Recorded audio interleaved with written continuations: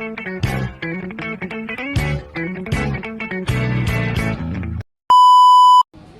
Fernando Andre Rivaldo Kakak, NIM 22.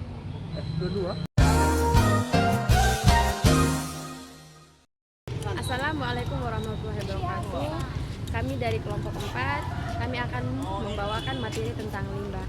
Dan perkenalkan, nama saya Nova Diaryani, NIM 22224113666, kelas H semester 6. Nama saya Maria Cynthia Soi, NIM 22224113333, kelas H. Perkenalkan, nama saya Musa Benu dengan NIM 22411324, kelas H semester 6. Perkenalkan, nama saya Maria Rosari Seran dengan NIM 2222411331, kelas H. Perkenalkan, nama saya Yanuaria Buik, NIM 22224113329, kelas H semester 6. Saya Fernando Andre Rivaldo Kakak, NIM 222411346. Perkenalkan, nama saya Gedalia Remalia Hodowe Amung dengan NIM 222411327 dari kelas H. Perkenalkan, nama saya Agustina Trifunilopo dengan NIM 224113444, kelas H semester 6. Yang pertama, pengertian limbah. Limbah adalah bahan sisa atau buangan yang sudah tidak terpakai lagi. Limbah dapat berasal dari kegiatan manusia maupun fenomena alam. Yang kedua, saya akan membahas tentang tujuan limbah. Tujuan pengelolaan limbah adalah untuk mengurangi pencemaran lingkungan, menjaga kesehatan masyarakat, dan menghemat sumber daya alam. Tujuan limbah dibagi menjadi 3 bagian, yaitu tujuan pengelolaan limbah lingkungan, yang kedua tujuan pengelolaan limbah kesehatan, dan yang ketiga tujuan pengelolaan limbah sumber daya alam. Tujuan pengelolaan limbah lingkungan yang pertama yaitu mengurangi pencemaran air, tanah, dan udara. Yang kedua, mengurangi emisi gas rumah kaca. Yang ketiga, menjaga kualitas lingkungan. Dan yang keempat, mengurangi risiko penyakit dan gangguan kesehatan. Yang kedua adalah tujuan pengelolaan limbah kesehatan. Yang pertama, mengendalikan risiko kesehatan masyarakat. Yang kedua, menghindari terjadinya pencemaran terhadap lingkungan yang dapat berdampak terhadap terganggunya kesehatan masyarakat. Dan yang ketiga, tujuan pengelolaan limbah sumber daya alam. Yang pertama, mengurangi eksploitasi sumber daya alam yang terbatas. Yang kedua, menghemat sumber daya alam. Dan yang ketiga, mengurangi kerusakan lingkungan yang terkait dengan ekstraksi sumber daya. Limbah organik. 1. Pupuk kompos. Limbah organik seperti sisa makanan, daun kering, dan kotoran hewan dapat diolah menjadi pupuk kompos yang kaya nutrisi untuk tanaman. 2. Pakan ternak. Sisa makanan, sayuran, dan biji-bijian dapat dimanfaatkan sebagai pakan ternak setelah melalui proses pengolahan tertentu. Ketiga, biogas. Limbah organik seperti kotoran hewan dan sisa makanan dapat diolah menjadi biogas yang dapat digunakan sebagai sumber energi. Baik, kita masuk pada limbah anorganik. 1. Daur ulang. Limbah anorganik seperti plastik, kertas, kaca, dan logam dapat didaur ulang menjadi bahan baku baru. Lalu yang kedua, kerajinan tangan. Limbah anorganik seperti kaleng bekas, botol plastik, dan koran bekas dapat dimanfaatkan untuk membuat berbagai kerajinan tangan. Oke, baik, di sini saya akan menyebutkan contoh limbah. Contoh limbah dapat berupa limbah padat, cair, gas, suara, organik, anorganik, dan beracun.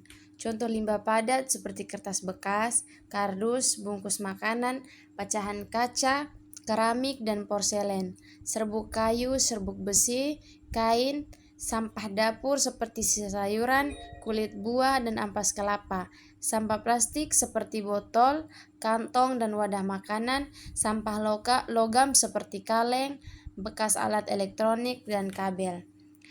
Contoh limbah cair yaitu air deterjen, air bekas cuci piring, dan air tinja. Limbah air dari industri tekstil, makanan dan minuman, pertambangan, kimia, rumah sakit, dan peternakan.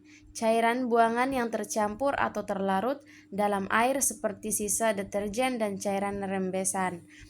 Contoh limbah gas yaitu asap pabrik, karbon monoksida yang berasal dari kendaraan, freon AC, limbah CFC, dan gas metana.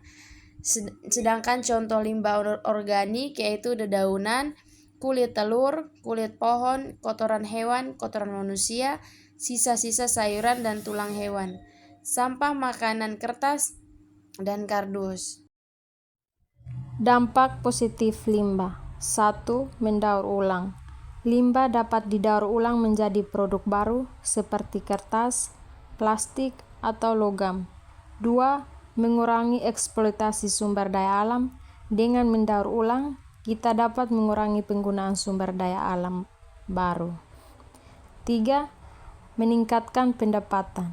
Pembuatan kerajinan tangan dari limbah dapat meningkatkan pendapatan masyarakat. 4. Menyuburkan tanaman. Sampah organik dapat diolah menjadi pupuk sederhana yang dapat menyuburkan tanaman. Dampak negatif limbah terdiri dari 4 bagian, yaitu yang pertama, mencemari lingkungan.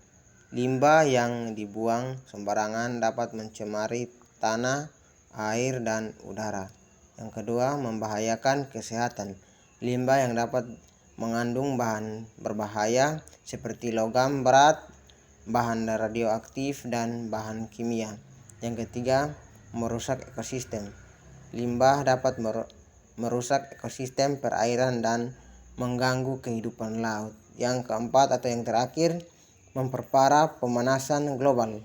Limbah gas dapat berkontribusi pada pemanasan global. Terima kasih. Ketujuh adalah limbah dapat dibedakan berdasarkan wujud, sifat, dan sumbernya. Jenis limbah contohnya seperti limbah padat. Limbah padat adalah sampah plastik, kertas bekas, pecahan kaca, kardus, bungkusan makanan. Yang kedua, limbah air seperti air sabun, air deterjen, air tinja.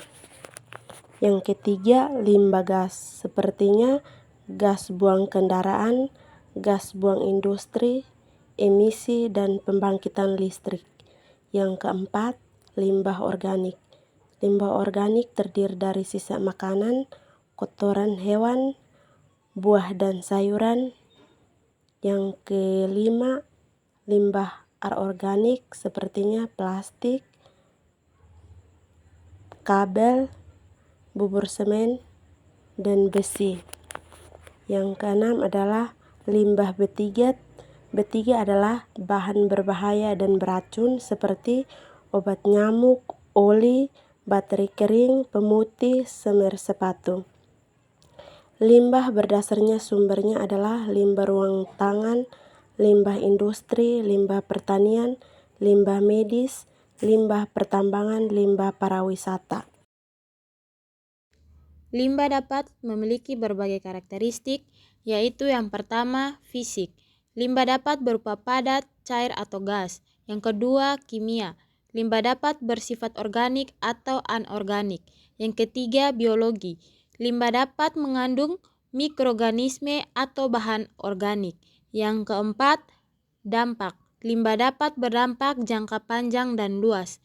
Yang kelima, sifat dinamis. Limbah dapat bergerak dengan sendirinya atau dipindahkan. Yang terakhir, ukuran mikro. Limbah mengandung mikroorganisme yang tidak dapat dilihat dengan mata telanjang.